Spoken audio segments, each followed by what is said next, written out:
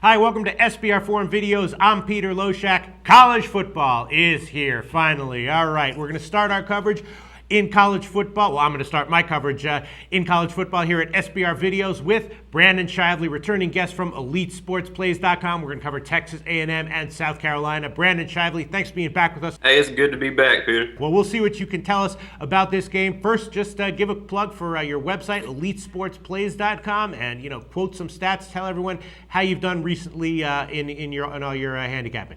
Yeah, for sure. My name is Brandon Shively. I'm at EliteSportsPlays.com, Peter.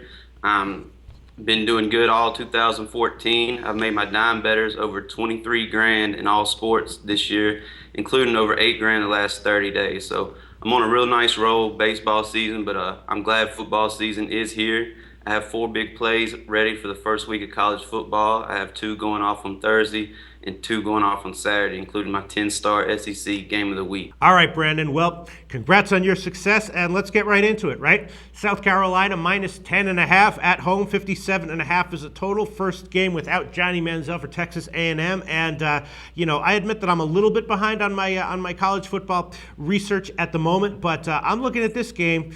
I'm thinking maybe the under 57.5 might be the play here, right? Because South Carolina, we know that they've got 4 returning starters on the offensive line. They're probably going to employ a game plan here that involves a lot of rushing. Now, Texas A&M has been vulnerable to the rush, in previous years, so it's possible that South Carolina could rack up the touchdowns and have a big scoring game here. But I'm thinking, more likely than not, it's probably going to be a close game. So maybe I'd lean Texas A&M, but that also I don't feel too comfortable about. I think as of right now, before I hear what you have to say, my most comfortable lean right now would be to the under 57.5. Do you agree with that, Brandon Shively?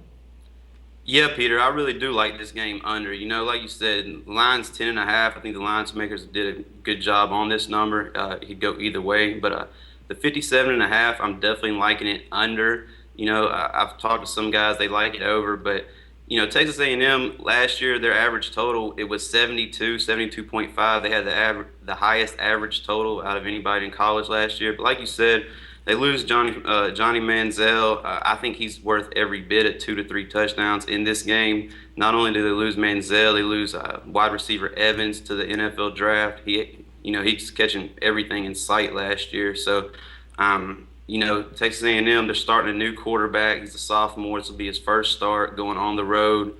You have to think that head coach Sumlin's going to call a conservative game. They have 3 power running backs in the backfield. So, I also look for, the offense to not be as efficient in the red zone, maybe kick some field goals. So, like you said, South Carolina, they're starting a new quarterback, Dylan Thompson. He does have some experience, but he's more of a pocket passer. He's not a dual threat like Connor Shaw was.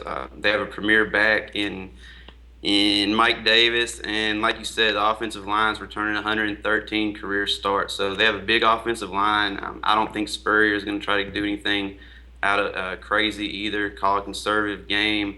I think we're going to see a lot of running plays, see the clock tick, and see a lower scoring game. This South Carolina defense, they're stout. They've given up an average of only 20 points a game over the last 4 seasons.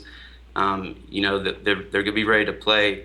A lot of people talk about Texas A&M's defense. They did get torched last year, but they returned 9 starters on the defense. So head coach Sumlin, he's taking a lot of heat over the summer. I'm looking for him to play inspired in this game, at least contain South Carolina. I think we see a final score in the 31 to 20 range, Peter. This game should stay under the total easily. All right. Was that really the pick that you were going to give before you heard me say my lean? Yeah, man, it's under, man. Really? Under all the way, man. All right, is that a good sign, or that could be a good sign? That could be a horrible sign. But you said I don't believe in all that. It's under, man. Under all the way, man. Well, listen, you said that some people you were talking to like the over. Why are what's their reasoning for liking the over? What should make us nervous here? They talk about the total is too low, but because Texas A&M, their totals are usually in the low 70s, high 70s, things like that. Their defense just got killed last year. But Johnny Football, he's good for 3 touchdowns. You get him in the red zone, he's going to score touchdowns. You got a new quarterback in there. He's played garbage time in 4 games his whole career. I just see him settling for some field goals, maybe making some costly turnovers down there. It's still a little too high for my liking, Peter. All right. Well, look, what can I say? Brandon Shively and I agreeing on the under 57.5. as the right side here. That could be a very good sign. It also could be a terrible sign, but that's up for you, the viewer, to decide. Brandon Shively and I are decided ourselves. Thanks so much, Brandon. Talk to you again very soon.